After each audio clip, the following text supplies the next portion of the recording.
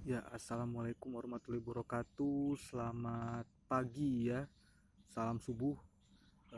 Ketemu lagi di channel YouTube gua dan ini gua rekam video ini baru selesai sholat subuh ya. Jadi sini mungkin sekitar jam 5 lewat ya. Jam 5.20. Itu 1 jam setelah timnas Indonesia memastikan langkah menuju Piala Asia 2023. Uh, Akhirnya setelah sekian lama kita menunggu ya, hampir 15 tahun, mau 16 tahun lah kalau Piala 2023 kan. Jadi kita akhirnya bisa lolos lagi berkat usaha sendiri ya, bukan berkat jatah tuan rumah. Jadi di tandingan terakhir Indonesia berhasil mengalahkan berhasil mengalahkan Nepal ya dengan skor 7-0. Ini sesuatu yang sebenarnya sudah gua duga, sudah gua kira pasti Indonesia bakal menang lawan Nepal ya. Karena levelnya jauh banget di atas. Tapi sebenarnya yang gua nantikan itu adalah hasil dari pertandingan lain, di mana sebelum itu pertandingan antara Jordania melawan Kuwait. Jordania berhasil mengalahkan Kuwait dengan skor 3-0. Itu membuat langkah kita menuju ke Asia menjadi semakin terbuka ya. Jadi kita makin enak buat main, makin mudah perjalanan kita. Ditambah juga kemarin siang itu Philippines juga kalah lawan Palestina 4-0. Jadi otomatis kita lolos sebagai salah satu dari runner up group terbaik. Bahkan bukan cuma lolos ke Piala Asia ya, kita juga finish di klasmen runner up group terbaik. Itu ada 6 tim, itu di peringkat 2 ya, hanya di bawah Kyrgyzstan yang poinnya 7. Jadi kita di atas Malaysia, di atas Thailand, sama di atas Hong Kong ya. Kita itu lolos dengan raih 6 poin dan selisih gol plus 7 ya. Kita cetak 9 gol dari 3 pertandingan dan hanya kebobolan 2. Ini gue bener-bener happy banget, seneng banget. Gue terharu, bangga. Akhirnya gue bisa ngelihat timnas Indonesia main lagi di level tertinggi sepak bola Asia ya. Setelah kita cuma mentok di AFF, SEA Games ya kan. Ya level Asia paling mentok-mentok piala-piala junior gitu kan, Piala Asia U19, 16. Akhirnya kita di level senior bisa lolos lagi. Dan ini semua pastinya tidak lepas dari peran seorang Iwan Bule. Enggak, bercanda, bercanda. Ya, ini pastinya tidak terlepas dari seluruh staf pelatih, termasuk pelatih kepala Sintayong yang memang sejak awal sudah memberikan perubahan yang cukup besar ya bagi sepak bola, bagi timnas, bagi sepak bola Indonesia, tamat timnas Indonesia. Sintayong ini kalau bisa dibilang adalah juru selamat ya, dibanding pelatih-pelatih yang kayak Alfred Riedel, kayak Luis Milla, bahkan seorang Simon McManamy ya. Simon McManamy lagi. Itu bisa dibilang inilah juru selamat dibutuhkan oleh timnas Indonesia untuk mencapai prestasi tertinggi di kancah sepak bola dunia ya, di kancah dunia.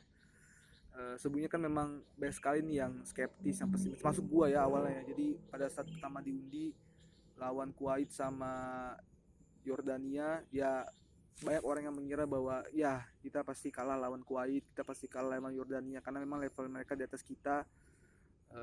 Kita paling mentok-mentok ya peringkat 3 aja lah gitu kan, nggak juru kunci kan karena ada Nepal. Tapi semua itu, semua opini itu, semua dahulu itu langsung terbantahkan, langsung dipatahkan oleh timnas Indonesia ketika melawan Kuwait ya. Ini bagi gua melawan Kuwait ini adalah game changing ya, turning point bagi timnas Indonesia, di mana sama sekali kita tidak diunggulkan melawan tuan rumah ya, yang notabene kualitasnya di atas kita walaupun sedikit ya, tapi tetap di atas kita. Bahkan kita kebobolan duluan, kita bisa unggul dan akhirnya mengakhiri pertandingan dengan skor 2-1. Itu bagi gua itu, mungkin bagi teman-teman juga, bagi teman-teman penonton juga, bagi teman-teman viewers, itu adalah game changing ya, turning point bagi timnas Indonesia, di mana setelah itu kita main jadi lebih confident, kita main istilahnya tanpa beban lah ya, main lepas. Terbukti di pertandingan kedua musim kita kalah lawan Yordania, tapi kita cuma kalah tipis doang 1-0. Dan dari dua pertandingan ini kredit patut kita berikan kepada seorang Nadeo Argawinata ya, dengan banyak sekali melakukan save gemilang, terutama pas pertandingan kedua ya lawan Yordania, di mana dia menangkap penalti dari pemain Yordania. Kredit tersendiri. Aku tuh pertandingan ketiga ini Nadeo santai lah mainnya lah ya kan. Udah saatnya dia istirahat gitu saya kan. Ya, paling cuman beberapa, ya nggak baik pemain mengacung juga dari Nepal ya, tapi kredit kita berikan kepada Nadeo Argawinata pemain yang lain juga ya, kayak misalkan tadi Witan Sulaiman cetak brace ya, untuk pertama kali akhirnya ada pemain Indonesia yang bisa cetak eh, brace di kualifikasi kali ini ya, di babak ketiga kualifikasi. Terus juga main kayak Asnawi tadi cetak 2 assist. Muhammad Rafi juga ya, Muhammad Rafi yang meskipun banyak kali peluangnya yang bisa digagalkan oleh kiper Nepal, dia juga cetak 2 assist. Pokoknya banyak sekali lah kredit harus kita berikan kepada banyak sekali pemain ya. Tapi paling inti sih bagi gue Nadeo ya, itu Nadeo yang udah saatnya layak untuk jadi kiper timnas. Walaupun masih ada Teja ya yang kemarin kiper terbaik Liga 1, tapi Nadeo bagi gue tetap nomor 1 timnas. Dan udah saatnya abroad sih kalau kata gue sih, harus keluar dari zona nyaman biar kemampuannya lebih terasa lagi. Pemain-pemainnya juga ya, ini semoga ajang kualifikasi Piala Dunia kali ini bisa jadi showcase juga buat mereka, bisa dilirik oleh scout-scout ya, nggak usah muluk-muluk Eropa lah, minimal Asia lah, kayak misalkan liga-liga ya, nggak usah Jepang juga, atau ya minimal Liga Thailand ya. Liga Thailand itu juga walaupun tangga kita tapi kualitasnya benar-benar di atas kita. Semoga ini bisa jadi showcase ya buat pemain-pemain. Itu mau apa lagi ya, gue saking baik yang gue pengen ngomong sampai lupa ini. Jadi ini ya alhamdulillah ya, ini keberhasilan kita setelah 16 tahun ya, kita menunggu momen ini datang, dimana kita udah banyak sekali ya merasakan kepedihan, kegagalan ya kan. Kita udah berkali-kali masuk final Piala AFF, masuk final SEA Games, mentok-mentok cuma runner up ya kan. Terus juga kita pun termain di Piala Asia sebagai tuan rumah ya, itu bersama Thailand, Vietnam, dan Malaysia juga lolos akhirnya ya. Malaysia juga lolos ke Piala Asia setelah terakhir jadi tuan rumah tahun 2007 sama kayak kita juga. Itu udah akhirnya mantan tuan rumah Piala Asia 2007 semuanya lolos lagi ya di Piala Asia dengan usaha sendiri pula mereka.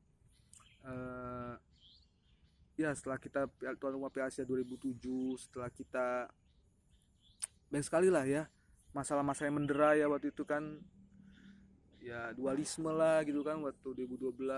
Terus juga apa, kita di ban FIFA gara-gara intervensi pemerintah ya, di kita nggak bisa ikut kualifikasi Piala Asia 2019 ya kan. Piala Dunia juga ya, baik sekali lah momen pastinya udah kita rasakan, udah kita lewati sampai ada pada titik ini ya. Titik ini kita benar-benar nggak expect bahwa Indonesia bisa melangkah sampai ke putaran final Piala Asia. Nanti akan berhadapan dengan negara-negara besar seperti Jepang, Korea ya kan, China, Australia ya, Iran, Arab Saudi. Wah, itu nggak kebayang lagi lah gimana. Itu benar-benar pengalaman berharga nanti pastinya buat kita ya. Apa lagi ya, gue sebenarnya banyak apa yang gue omongin ya, tapi mungkin yang paling krusial sih bagi gue, Shin Taeyong harus diperpanjang kontraknya sebagai pelatih timnas senior. Ingat ya, pelatih timnas senior, fokus aja melatih timnas senior, nggak usah melatih U23, U20, U19, U16, apapun kelompok umur, fokus aja melatih timnas senior, karena progresnya ini udah benar-benar kelihatan di tangan Shin Taeyong ya. Memang kita runner up Piala AFF, masih kalah sama Thailand. Kita juga medali perunggu SEA Games juga kita masih kalah sama Thailand, tapi at least kita udah lulus Piala Asia. Dan itu juga menunjukkan bahwa kita buat level sepak bola kita itu sekarang udah gak begitu jauh lah ya dengan negara yang lain ya. Buktinya kita bisa ngimbangin Yordania ya kan, kita bisa ngimbangin Thailand, bahkan kita di U23 juga hampir merepotkan, kita sempat merepotkan Australia ya, bahkan kita bisa mengalahkan Kuwait. Ini udah kelihatan bener dari mungkin berapa tahun ya gue nonton timnas ya, sejak gue aktif Piala Asia 2007 ya, gue mulai nonton timnas sering-sering itu. Mungkin di sini timnas yang paling kelihatan semangat juangnya, spiritnya, pola permainannya, terus juga staminanya itu paling kelihatan di Shin Taeyong ya. Bener-bener peningkatannya tuh bener-bener kentara banget ya, bener-bener kentara banget peningkatannya dibandingkan pelatih-pelatih lain. Dan gue juga tidak mendiskreditkan ya, tapi bagi gue Shin Taeyong is better lah ya. Jadi kalau kemarin ada yang bilang bahwa Shin Taeyong harus fokus aja ngelatih U20, itu tolong ya Pak, itu bapak-bapak ketum dan exco, tolong sebelum ngomong dipikir lagi ya. Ini perjuangan meloloskan Indonesia ke Piala Asia ini bukan hal yang mudah loh. Berdarah-darah nih pemain-pemain, pelatih kan. Jadi gak usah ada yang ngeluarin statement aneh-aneh, bikin isu-isu nggak jelas kayak gitu kan, cuma buat cari perhatian doang. Udahlah Pak ya. Pokoknya pulang dari Kuwait ini saran ya sebagai penonton sepak bola Indonesia, fans timnas Indonesia, perpanjang kontrak Sintayong. Kalau bisa sampai 5 tahun 10 tahun ke depan, fokus aja ngelatih timnas senior. Nanti tuh urusan U23 U20 segala macam gampang lah, cari pelatih lain lah ya. Yang penting sejalan dengan visinya Sintayong juga ya. Jadi bahkan kalau bisa Sintayong ini setelah mungkin nggak dimajukan sebagai pelatih, langsung jadiin manajer aja lah Pak. Pokoknya tetap di federasi ya, biar ini benar-benar pelatih jenius kelas ya, emang pelatih yang bisa ngalahin Jerman di Piala Dunia. Dan ya udah, gue bisa kata-kata lagi ya. Eh, dan buat apa ya, dan buat pemain-pemain, selamat ya sekali lagi buat teman-teman yang udah berjuang. Semoga kedepannya kita bisa makin menaikkan level permainan. Jangan lupa bahwa kita juga masih banyak kekurangan, harus sering-sering evaluasi. Dan juga jangan patah semangat ya, jangan kasih kendor, kita harus tetap fight.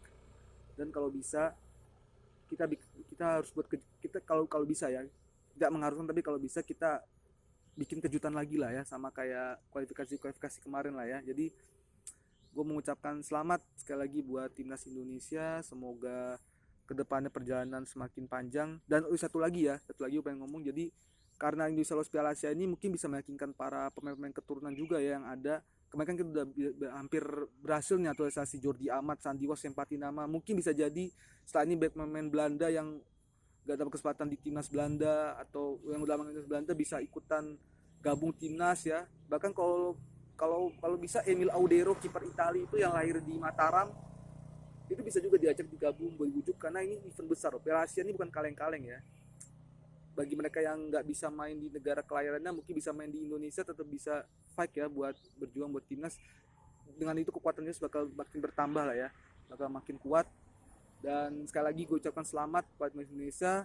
Semoga perjuangan kalian ini tidak akan sia-sia, dan sampai jumpa di Piala Asia tahun depan ya, 2023. Oke, itu aja dulu video dari gua. Habis ini langsung gua upload. Terima kasih yang telah menonton. Jangan lupa untuk selalu share, like, dan subscribe. Sampai jumpa di video berikutnya. Assalamualaikum warahmatullahi wabarakatuh.